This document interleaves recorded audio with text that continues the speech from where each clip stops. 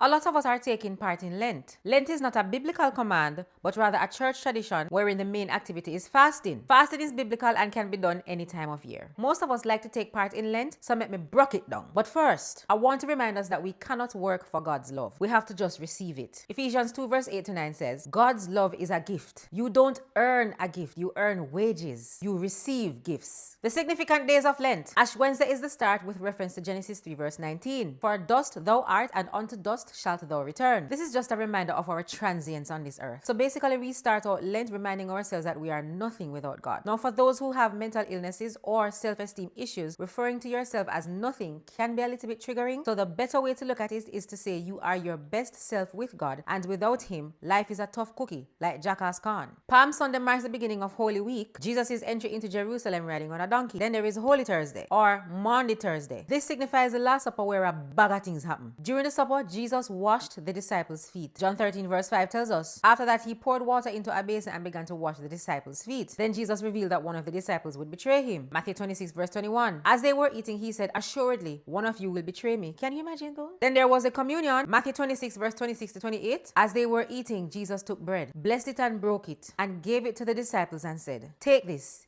eat, this is my body. Then he took the cup and gave thanks and gave it to them, saying, drink from it, for this is my blood. Then next now, according to John 13 verse 34, Jesus gave a new commandment, and it says, a new commandment I give unto you, that ye love one another as I have loved you, that ye also love one another. You see, no, this is for you and for me. Don't bother when you hear this, you think of someone else who you think need to show more love, and you're like, yes, Julie, true word, Sister Mattis, she have a very bad attitude. She need to show more love. It starts with the person into the mirror. Then there is Good Friday, which commemorates the arrest, trial, sentencing, and crucifixion of Jesus. Matthew 26 verse 47. And while he yet spake, lo, Judas, one of the 12, came, and with him a great multitude with swords and staves, from the chief priests and elders of the people. Then Resurrection Sunday now is the day, of course, that Jesus rise up, hallelujah, from the dead. He is risen. The length of Lent is 40 days minus the Sundays. It's actually 46 days, but we don't count the Sundays. And the reason why this was chosen mainly by the Roman Catholic Church is to emulate the 40 days fasting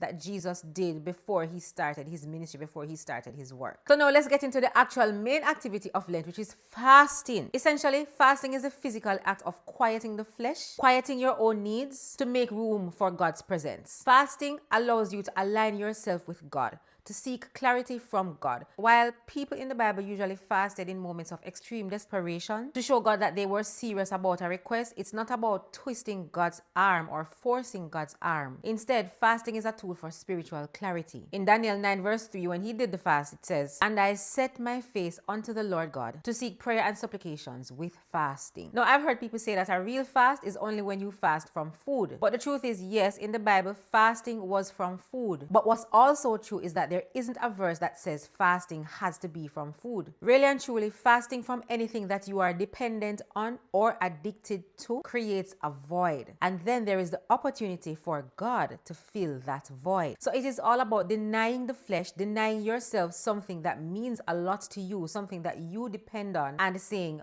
God, I want you to fill that void. And so during fasting, how God fills that void, or during fasting, how you align yourself with God, is to spend time in his word, spend time in worship, spend time in prayer. The number one way that God speaks to us is through his word. So for example, if you take a social media fast because you know that you scroll a lot, you spend 16 hours a day on social media, then that of course is definitely a fast, because if you put those 16 hours to communing with God, I'm telling you. So all in all, while Lent is excellent for community building, it is good as a church event, and it is a really good tool as a shared effort to draw people closer to God. Just remember, we can honor the death and resurrection of Jesus all year round. We can fast any time of year. I hope this helps somebody. I love you guys. Mwah! Bang!